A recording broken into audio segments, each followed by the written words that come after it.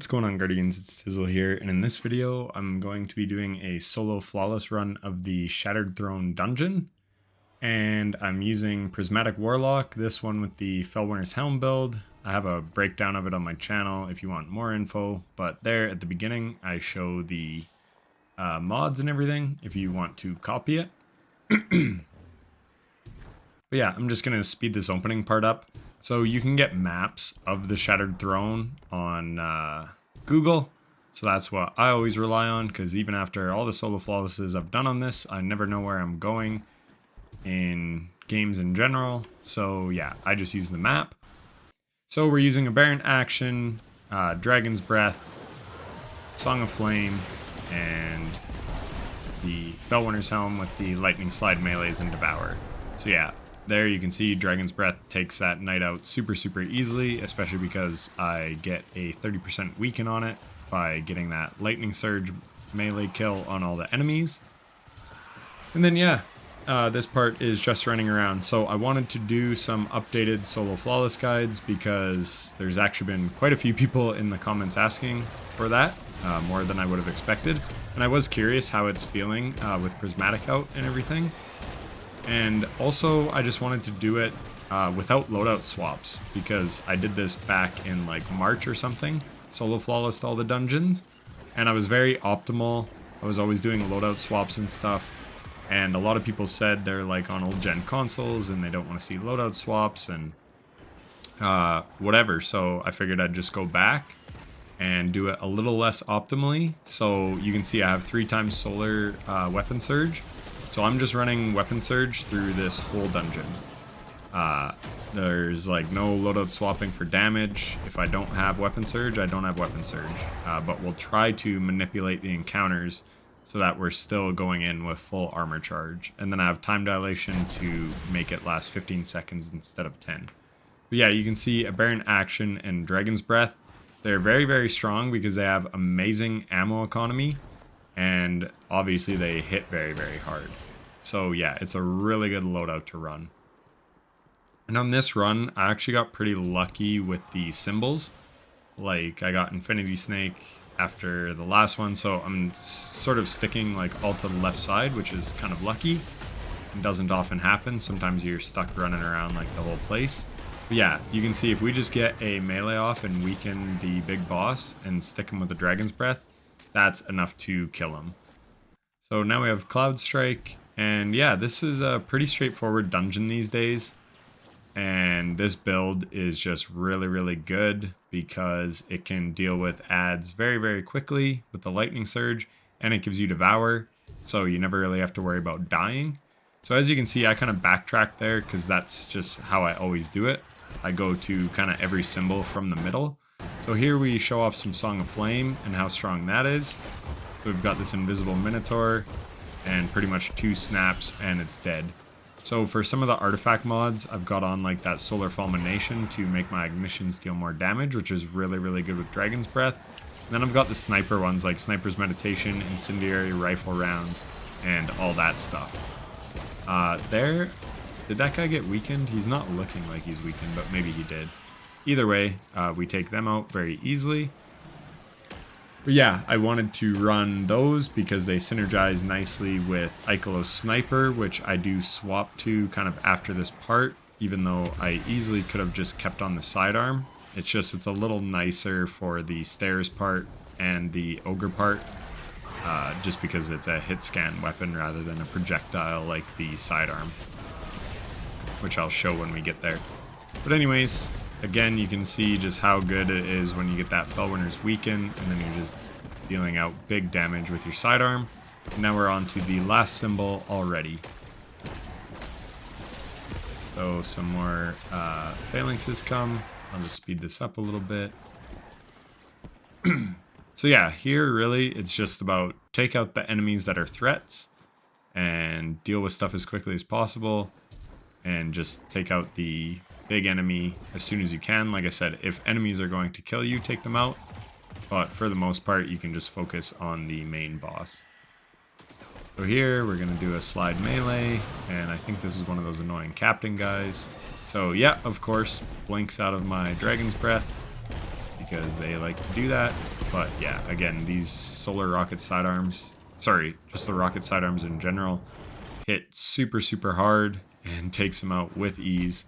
So yeah, just showcasing how strong some of the weapons are in our sandbox currently. Because back in the day, those things used to be threatening, and now it's like 7 shots with a special rocket sidearm that holds like 60 in the mag. Makes it pretty easy. So we already have our super back, and yeah, we're just kind of farming up some ammo. There we get a special drop. So then yeah, I'm gonna switch to a sniper. We're gonna use our super on this guy because he can be threatening, again, especially because it's a captain, so it like blinks all around. But just look at Song of Flame. It's like 2 ignition snaps.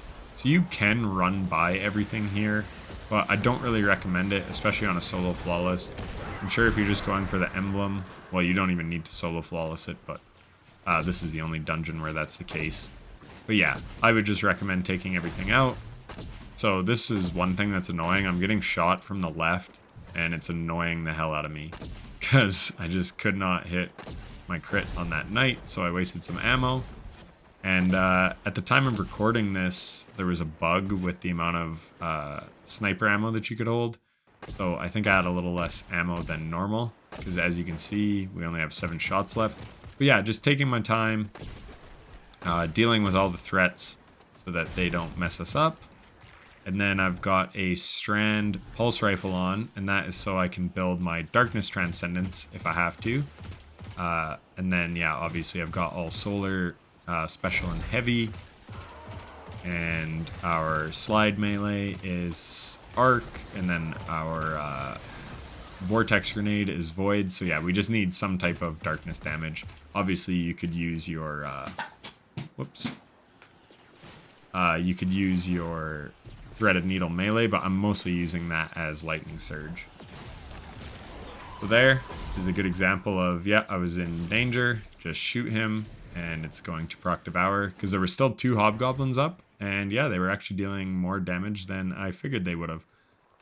So here was the part I was talking about, but unfortunately, I didn't get super lucky with ammo drops, because normally I would have just used my sniper on all these guys.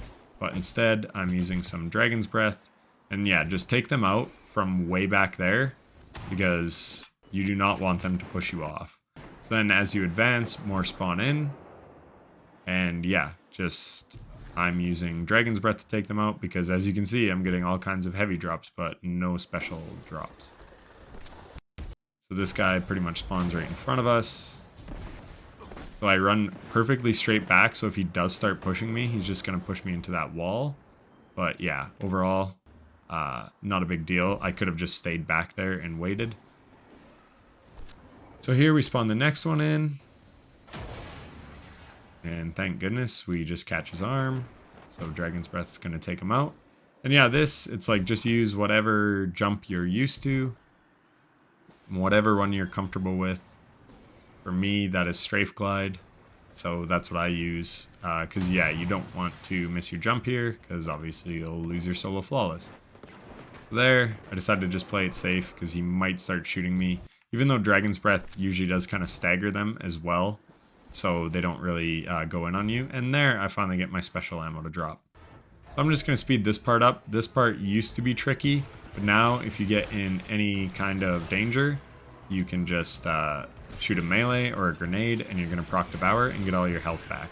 Because you can't sprint here. You can't even Lightning Surge, actually, but you could still use your Arcane Needle. But yeah, this part used to be difficult, but with things like easy access to Devour and whatever else, this part's not too bad. Because look, my health is not regenerating, but like I said, I can get full health back if I just get an ability kill. So we just kind of hop our way through. Again, this dungeon has no rally flags, but you could use an Eager Edge Sword to get through there quicker if you wanted. And then here, I finally get lucky with some special drops, which is nice because the boss is coming up, but I kind of forgot how close the boss was. So when I come up here, I pop my super thinking I'll have it back for damage phase, but that is not the case because these dungeons aren't like they are currently. You can't just kill a million ads and get your super quickly. There's just not that many ads. So I was like, oh, I'll just slide in here, do that, and then pop my super. But I should have just saved it for... I could have just used my melees, honestly. It would have taken like 2 electric slide melees, and they would have all been dead. But instead, I cast my Song of Flame, and you'll see I come to regret that, because I actually 2-phased this boss, because that right there, it was a very dumb mistake. So make sure you have your super coming into here, because I could have melted this boss so easily with Song of Flame and Dragon's Breath, but I decided to be stupid and pop it early. But yeah, there I actually missed my grenade, which is also an issue, but it is what it is. So this is the one problem. I have a sniper and a rocket, so we don't have the best of stuff for taking these guys out. And realistically, I would just advise, just keep the rocket sidearm on for this whole part. I should have never taken it off. I didn't really do a practice run of this. I just kind of theory crafted it in my head. But yeah, in hindsight, I should have just left it on, because I could have taken these guys out much easier. And yeah, just reasons like that. But anyways, normally you would have to like play more carefully and take the enemies surrounding the wizards out and chip down everything, chip down the wizards so that you can take them out so that you don't lose your petitioner's mark. But with how strong we are now, you can see I just take them out with complete ease. So not a big deal. My pulse rifle putting in work, keeping Devour going. So anyways, we do our electric slide, and that's going to weaken him and kind of disorient him. Shoot our Dragon's Breath. There's an Orb of Power, so we can pick that up for a full armor charge. Make sure you don't blow yourself up with Dragon's Breath either. So I pop Transcendence. So there you can see I still don't have my super. So I could have farmed my super up, but I didn't. And yeah, that's kind of what cost me here. And then something hit me, not sure what. And yeah, I just kind of thought he would fall over. And then there, I'm just getting all my rotations mixed up. And I'm like, holy cow, this guy has more health than I expected. So I don't know if they went back and like upgraded how much health these guys have, or if it's just because I didn't have my super that I'm used to having that there, so I kind of have a false sense of how strong that boss actually is. But yeah, you can see that was a very terrible damage rotation.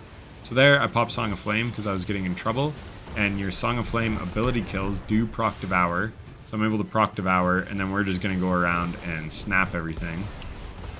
So at least you get to see how good Song of Flame is for the ad clear. It's very, very good here. Obviously, it's an amazing super. And yeah. So we popped that just to speed this part up so we can quickly get to damage, because now we don't need a lot of damage at all to take them out. So now we need one more Petitioner's Mark. And my Devour is getting low there, and I do end up losing it. So yeah, this is just ugly all around. If I ran this back, now that I kind of remember what the hell's going on, it'd be a little smoother. But it is what it is. This only added probably like 3-4 minutes to the run in the end anyways, because again, we used Song of Flame and took everything out quickly. I go to dunk here, but that must have been the one where I dunked the last time. So I have to dunk at the next spot right here, which is close to some enemies, so that's a little sketchy. So yeah, you can see even with how scuffed my damage phase was before, he was still pretty weak. And one Dragon's Breath and some actual good sniper shots, we were able to take him out. So like I said, just keep the sidearm on. You don't need the extra damage. What you do need is just your super and Dragon's Breath, and as you get the ignitions, that's going to reload Dragon's Breath quicker, and you're going to be able to just absolutely melt that boss. So unfortunately, that was a bad display of what not to do. But yeah, what I would do is save Song of Flame, go up to him, ignition snap, and shoot your Dragon's Breath, and just rinse repeat that over and over. You don't even have to shoot the little balls, because Song of Flame gives you huge damage resist.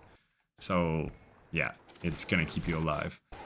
So here, I take on those guys as I was just trying to proc Amplified. but unfortunately I was like 1 kill short to proc amplified, because that would have made this running section a lot quicker. But it is what it is. But yeah, again, I was able to just run on by those ads because we proc Devour, and yeah. You can see we can't get a one-hit kill with our electric slide melee on these captains, which is kind of annoying.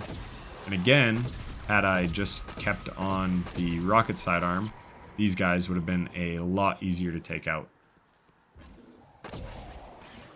And even on the final boss, I think you could just keep on a Baron action instead of the sniper. But I don't know that for sure. And you'll see my damage strategy, and we do melt the boss.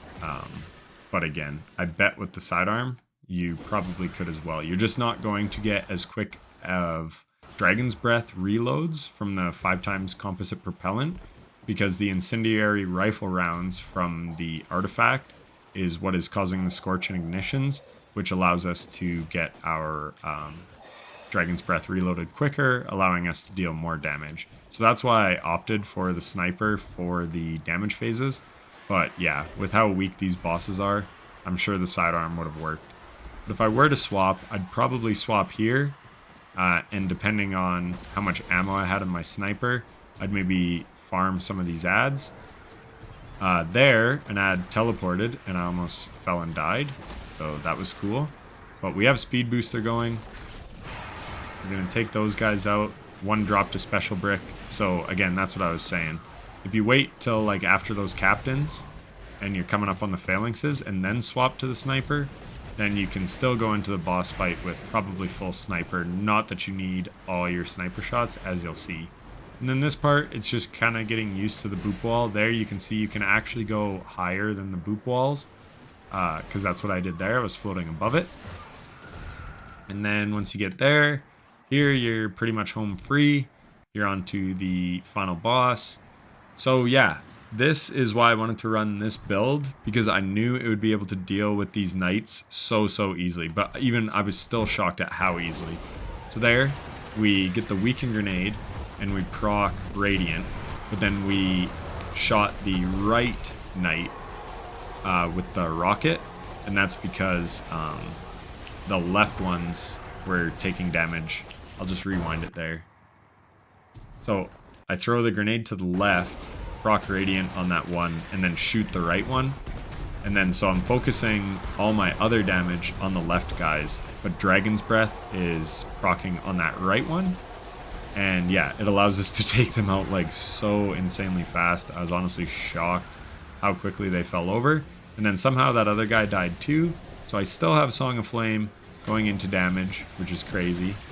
Again, proc Radiant, get the weaken grenade, proc our Transcendence, throw another Radiant, and then we just go in with the sniper. So we had 30 shots, and we used maybe like 14 of them. So yeah, you really want to be spamming your abilities so that you're getting the most out of your Dragon's Breath and your sniper rifle shots. But yeah, you can see we absolutely melted the boss. The timer at the top, we still had like 20 seconds. So again, I think if you were just using a Baron action, you would be able to take them out super easily. But yeah, maybe with a Baron action, you could still take out that boss. But either way, I would still swap to the sniper just for the boss room, but I wouldn't swap like when I did. I think that was too early. But yeah, live and learn. Anyways, that build still is really good for getting your solo flawless. I loved it. And I hope the video was helpful and informative. And if it was, a like and subscription would be greatly appreciated. And if you're still here, thanks for watching to the end. Take care.